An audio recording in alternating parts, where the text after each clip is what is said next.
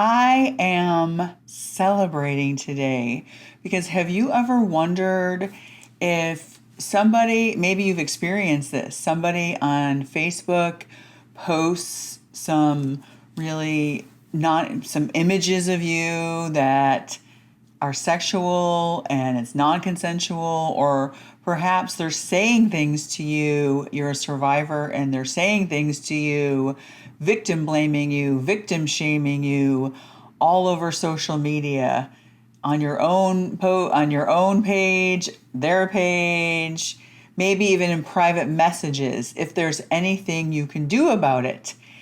If you've ever had pictures or videos of you taken and put up on websites or social media, any kind of porn site, and you wondered, is there anything that you can do? Well, I'm here to tell you that now there is, thanks to the Take It Down bill that was finally passed. Stay tuned.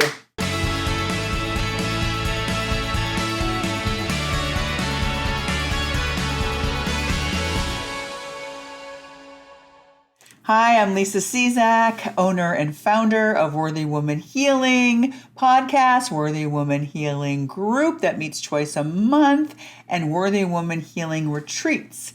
Thank you so much for tuning in today. Go ahead and subscribe. Before I get started, I want you to click the link below so that you can get the free morning meditation. And really, it's not a kind of meditation. It's not that at all. Really what it is it's a habit that I got myself into and that my worthy woman warriors are now into, so that you get to decide how you want to feel every day. So before your feet even hit the floor, you are already starting off in a place of gratitude, praising Jesus. You are setting your intention for how you want to feel that day, and you are celebrating all of the little steps that you've taken on your journey to being the woman that God created you to be. So click the link below so that you can start having good days instead of days that are like, oh. So on today's episode, this is near and dear to my heart because my trafficking situation was image-based abuse, meaning that there were pictures and videos of me that I did not give my consent and didn't even know were taken of me and placed on different sites. And so now it is a crime to do that. And if someone does do that, they will go to jail for it for up to 3 years. Now, I personally think it should be a lot longer than that. However, I'll take what I can get. And the Take It Down Act, which I did not realize because I just had an experience where I was being victim blamed and victim shamed on Facebook. And it was on my husband's. They were posting things on my husband. They couldn't post stuff on my page because they're blocked from my page for a reason. So it was really ramping up. Especially on my husband's page. The vile things that they were saying, the details about my exploitation, the details about what was done to me and how I was hurt. And my husband and I were like, what do we do? What do we do? And then they also started in on Facebook Messenger. They started messaging him and actually sending threats, like valid threats on Facebook Messenger. And so we reported it to Facebook. Now, I've never had to report anything to Facebook before, but I've heard that, they don't really do anything. Nothing really happens. And within less than 5 minutes, Facebook contacted my husband and me and said that their entire platform, the perpetrators that were doing this, their entire platform was taken down. And I'm not happy that it was taken down, right? Because God says you don't gloat over when your enemies, have stuff happen, when, evil people are taken down. you're not gloating over it, I did praise Jesus and I praise God and I praise President Trump for signing this bill, because it's been there for 10 years, this legislation. And I don't know if you know anything. I learned a lot when I ran for office. In case you didn't know, I ran for House of Representatives in Tennessee and in my district. And I learned a lot about passing legislation and bills. And it's actually, this is at a federal level, but it's still the same thing. All of these senators, it has to be presented. It has to be written up. It has to be presented. People come and testify about it, right? Like I testified about how image-based abuse affected me and how images of me on platforms that are non-consensual, what that did to me. And I don't need to get into that right now. You can imagine what it does to you. And then after they're up and after it happens and after I wrote my book, getting victim blamed and victim shamed and being told it was my fault and being told that I deserved it and being told that I'm the devil and I'm a witch and all these horrible things. This is stuff that happened to me. And so all the senators then had to sign off on this bill before Trump actually signed it. So it was a long time in the making. And I was so excited to tell Survivor Source is a group that I'm in. If you are a survivor, go ahead and drop your name in comments and I can get you hooked up with Survivor Source. And they're a great organization. And I let them know what happened, that when I was being threatened and when I was being harassed, because I am a survivor, that's why I was being harassed. I was being targeted as a survivor, and that the platform that was targeting me was taken down almost immediately. They were all shocked. They were all so happy, because you never know. Bills and legislation can get passed, and then you don't really know, though, if anything's actually going to happen, right? Is it actually going? Are the platforms, the social media platforms like Facebook, are they actually going to do what they're supposed to do? Because if they didn't take that person's platform down, they would get into a lot of trouble.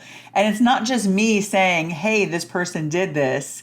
Facebook can look and see in private messenger exactly what is being written in there.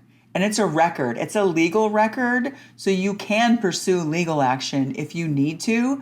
Because what I learned is the downside to this is when the perpetrator's platform is taken down, retaliation is high and the threats ramp up. And they're not going to do it on social media now. They're going to do it privately if they have access to you privately. And that's what happened to me. And the retaliation was great and the threats ramped up.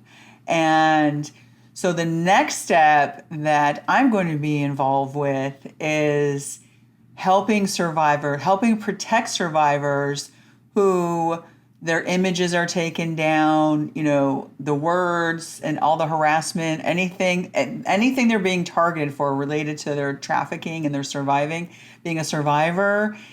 When it's taken down, the perpetrators ramp up the abuse big time, and they do it in a private way. You are only as sick as your secrets. It is time to stop suffering in silence and join other women who are also on a healing journey, who are being raw, real, vulnerable, and honest with what they are going through in their life, what they have been through in their life. And wherever two or more are gathered, we know God is with us. It says it right there in the Bible. So there is power to group healing. Miracles happen in there. You have one woman sharing, opening up her heart. Suddenly everyone else in the group is saying, yeah, I've experienced that. I'm not the only one. There's such power in knowing that you are not alone in your suffering. You are not alone in your healing. And we meet twice a month. And in between those times, a lot happens, right? And it's important that you have time in between the sessions to practice the healing technique that I teach you, so you can come back into the group and celebrate with the other women. Hey, I actually remembered to do the healing technique in that moment. That trigger didn't derail me anymore.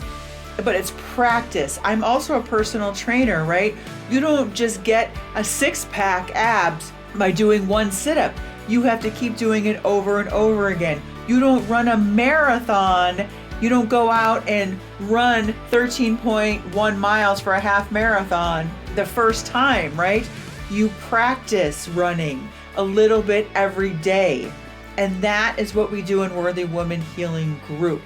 Join today and tell yourself, I'm going to give this a 3-month commitment minimum, because I know I need time to practice outside of these sessions, and come in and get guidance from the other women on how to actually heal all of these wounds, heal my mind, body, and soul, one trigger at a time. You are worth it.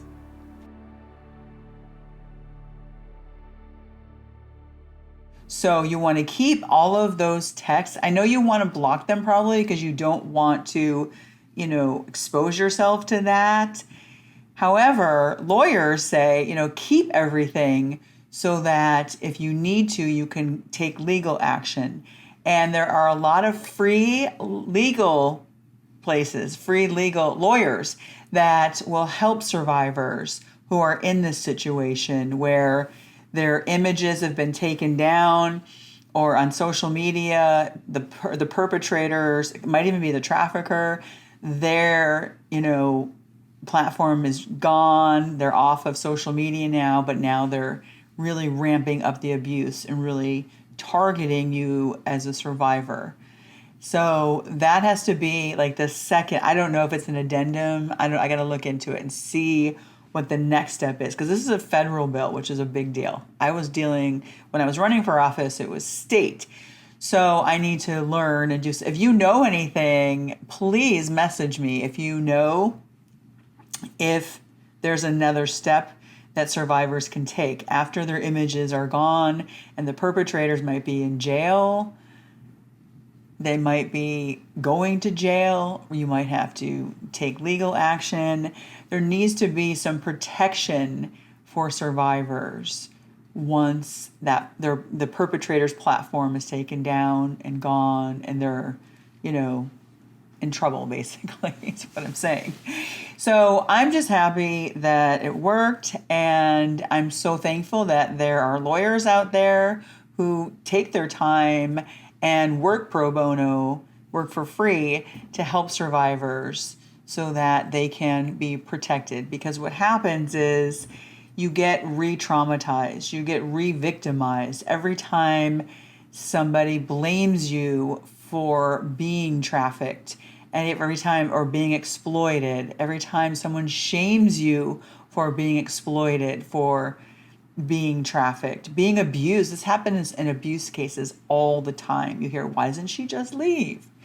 So this is a great step in the right direction. And if you are a survivor, reach out to me, because I have a lot of resources now. I can't list them all here. I do have a lot of legal resources, though, that you can get for free. Survivor Source, like I said, is that group that I'm in. I'm going to have her on. Laura Kelly is her name. And I'm going to have her talk about her organization and how she can help you. And this is what I want to tell you. If you've been a victim of this, victim shaming, victim blaming, being harassed by perpetrators, on social media platforms, I want you to know that I believe you, and it's not your fault. You remember that. Don't let anybody convince you. And if you need to know the truth about who you are, if they're just throwing spears at you right and left, you go to God. He will remind you of who you are. You are a daughter of the King. You are worth it.